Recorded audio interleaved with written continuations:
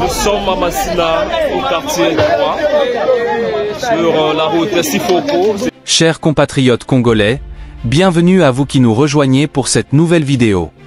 Avant de commencer, je vous invite à vous abonner à la chaîne, à liker cette vidéo, et surtout à la partager pour que nous puissions ensemble sensibiliser notre communauté sur les sujets qui nous concernent tous. Aujourd'hui, nous allons parler d'un incident récent qui a secoué la ville de Kinshasa, et qui pourrait avoir des conséquences importantes sur nos infrastructures de transport public. En effet, ce mardi 15 octobre après-midi, un incendie s'est déclaré dans les entrepôts de la société de transport public Transco, à Masina Siforco, siège administratif de l'entreprise. Cet incendie a consumé plusieurs bus, principalement des anciens bus Volvo déjà déclassés. Heureusement, nous n'avons enregistré aucune perte en vies humaines. L'incendie a été maîtrisé grâce à l'intervention rapide des pompiers, mais cet événement soulève de nombreuses questions, auxquelles nous devons réfléchir ensemble. Quels sont les impacts de cet incident sur la qualité du service de transport à Kinshasa? Comment l'incident a-t-il pu se produire? Et surtout, quelles mesures sont prises pour éviter que cela ne se reproduise? Nous allons approfondir ces questions, et bien plus dans cette vidéo. Tout d'abord, il est important de rappeler le contexte dans lequel cet incendie s'est produit. Transco, la Société nationale de transport en commun, a été créée pour offrir aux habitants de Kinshasa un moyen de transport abordable et fiable. Pourtant, au fil des années, nous avons tous constaté les nombreuses difficultés auxquelles cette entreprise fait face. Un parc de bus vieillissant, des services souvent irréguliers et un manque d'investissement dans l'infrastructure. L'incendie de ce mardi est venu aggraver une situation déjà difficile. Le directeur général de Transco, Cyprien Mbert, a expliqué que les bus touchés par cet incendie étaient principalement des véhicules déclassés, des anciens modèles Volvo qui étaient déjà en fin de vie et prêts à être vendus comme pièces détachées. L'établissement public Transco a obtenu les autorisations requises du ministère des ITPR et de sa tutelle pour évacuer certains bus. Et la législation interdit qu'un bus soit vendu en entier. Il doit être vendu dépiécé, pour ne pas dire coupé. L'opération de vente a commencé timidement. C'est pourquoi aujourd'hui un acheteur de bonne foi venait couper un ou deux bus qu'il a achetés, comme je dis tantôt. Je présume, les enquêtes peuvent nous dire plus, mais à première vue, il s'agit d'un défaut de prévoyance de celui qui coupait. Et comme vous le savez, c'est pas on appelle ça accident. Accident veut dire que ça arrive sans la volonté de l'homme. Il s'agit purement et simplement d'un accident.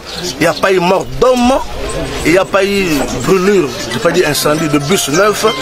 95%, pour ne pas dire tous les bus qui ont pris feu, étaient déjà des bus réservés pour l'évacuation.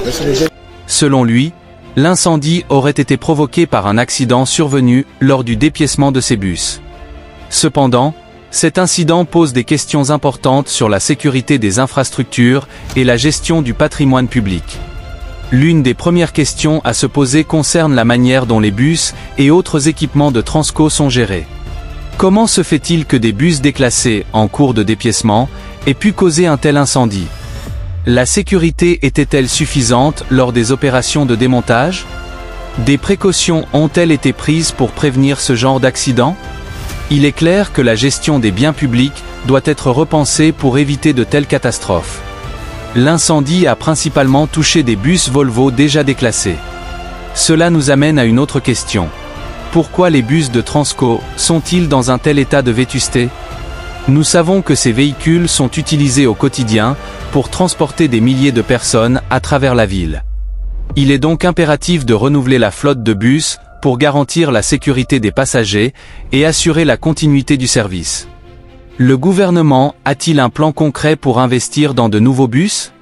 Ou va-t-on continuer à utiliser des véhicules qui ne sont plus en état de servir? L'incident soulève également des questions sur la sécurité dans les entrepôts de Transco. Les normes de sécurité étaient-elles respectées?